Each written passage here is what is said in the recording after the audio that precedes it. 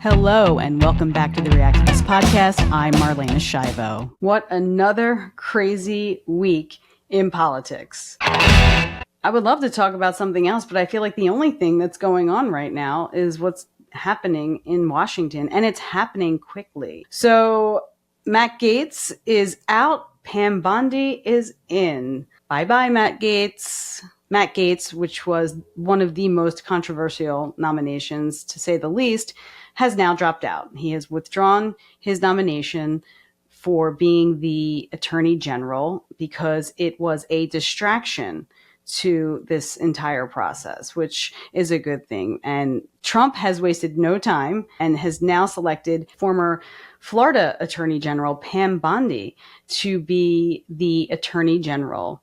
That guy goes through attorney generals faster than he goes through wives. The bigger question is, what's the vibe on the Democrat side with this new nomination? The folks over at MSNBC had a few things to say. Occasionally, attorney generals try to behave like they are not the personal lawyer of the president of the United States. That is completely out the window. Pam Bondi is exactly what I was saying in the last segment that we should all fear, because she's competent. We may not agree with her ideologically, but she actually knows how to do this job. So if anyone on the Democratic side or anyone who cared about liberty or justice was thinking, well, maybe Matt Gaetz will screw this up and that'll give us some time. No, Pam Bondi knows what she's doing. She knows what she's doing about immigration. Remember, Florida is one of those states that's been very aggressive about migrants and deportation and moving people to different states and everything else like that. Florida has enacted all sorts of rules and laws to curtail students and what they can do on campuses and finding legal justifications for manipulating education money. She is a dangerous and effective pick, and that's frankly worse than what we would have got with Matt Gaetz, even with the deplorable moral background that he has. Wait. Hold up. Did he just suggest that the Democrats are fearful of competent women? I must have heard that wrong. Pam Bondi is exactly what I was saying in the last segment that we should all fear, because she's competent. We may not agree with her ideologically, but she actually knows how to do this job. No, I did not. That's what he said. And Brian Williams is taking shots, and he's taking real shots, not like the shots that he claimed were fired at him when he was in a helicopter or something, but that's beside the point. He went on Seth Myers to talk about how the Democrats tried to paint a certain picture about the economy and about the border. Well, take a listen. To insist the economy's doing great. A 12-pack of Bounty is $40. Rich folks don't feel that.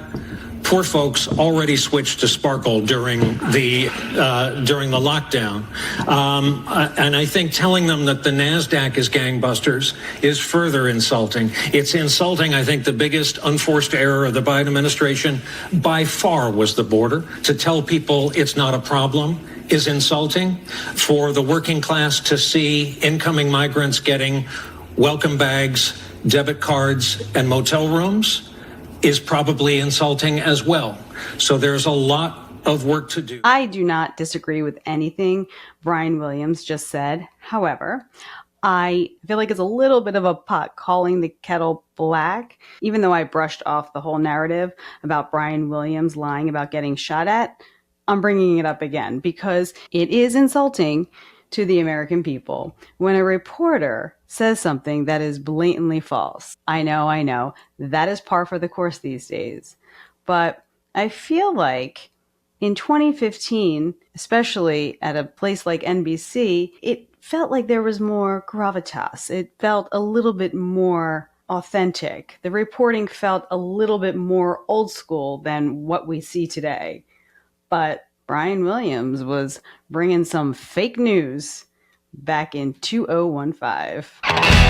After Sarah McBride, the U.S. representative-elect from Delaware, and also the first transgender woman to win the seat, Nancy Mace, the Republican representative from South Carolina, was not mincing words about McBride's win at all. She didn't even pretend to be unbiased. She had one issue, and she went full throttle on that issue. So the question is, with your piece of legislation about banning women from using... 100% yes. My question to you is... And it doesn't go far enough. I'll be filing more bills. You have said that it was created in response to Congresswoman-elect McBride. 100%. But should legislation be created targeted at one specific person? It doesn't mention anyone in the legislation, but you've said it was aimed at her. No, I have said it's a result of this. I'm not going to allow biological men into women's private spaces. I will stand in the brink and stand in the way of anyone on the radical left who thinks that it's okay for a penis to be in a women's locker room or a bathroom or a changing room. Hell no. I'm not going to stand for it. And the speaker said it would be in the House rules package. If it's not, I'll be ready with a motion, a privileged motion to force a vote on this. This is not okay. Elvis. Let me be. Keep that penis fall from me. Oh, wait. No. That was pelvis, right? Because Elvis. Okay. And by the way, I'm getting death threats from men pretending to be women. Why is it that these crazy people, the insanity, the radical left, are willing to kill women over a man's right to be in a women's restroom? Speaker Johnson has said he wants to treat every new member with the words dignity and respect. Forcing this congressperson to go into a male restroom, is that dignity and respect?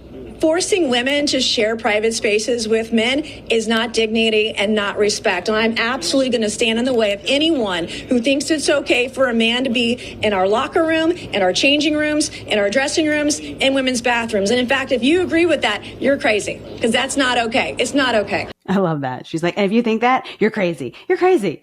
If I were that reporter, I'd be like, I didn't say anything. I'm here to report on the story. I'm asking you the questions. I have no opinion about penises and women's spaces.